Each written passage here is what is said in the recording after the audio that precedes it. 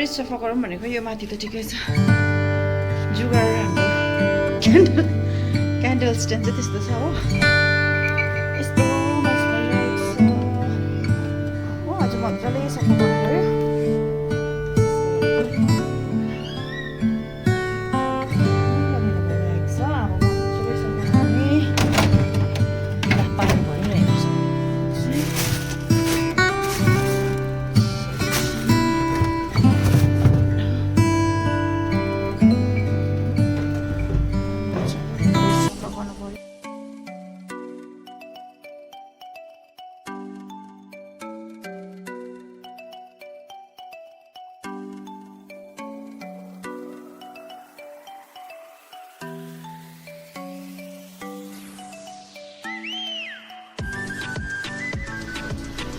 यस्तो मैला भइरहेको छ अब पनि गर्नु सक्छु एकदमै बेसी भएको थियो सफा नगरेको सधैँ पनि यस्तो हुन्छ हो सफा गर्नु यस्तो भइरहेको छ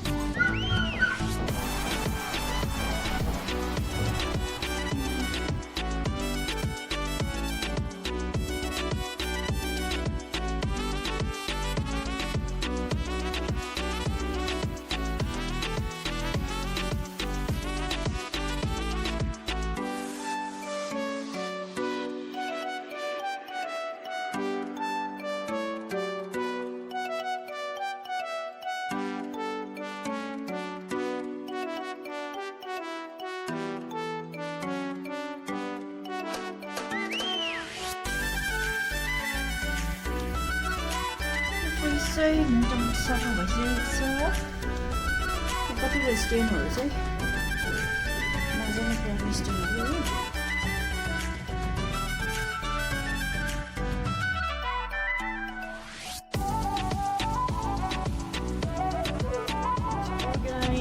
फ्रिज यहाँ मैले अन्डाको चाहिँ अन्डाहरू त्यहाँ राखेको छु है यहाँ चाहिँ मेरो चिजहरू किनभने लतानी भएको थियो एकदमै मजा लाग्थ्यो त्यसमा दुध चाहिँ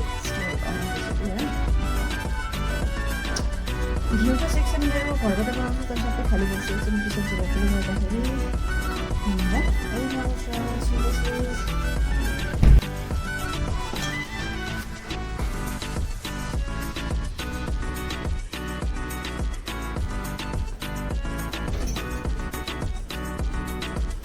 यो चाहिँ भयो मेरो फ्रिज अरेन्ज हो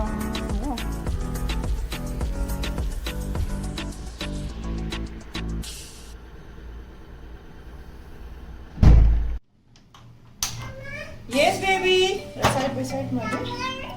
Tower. Oh my God! Wow. Side by side, मैले यो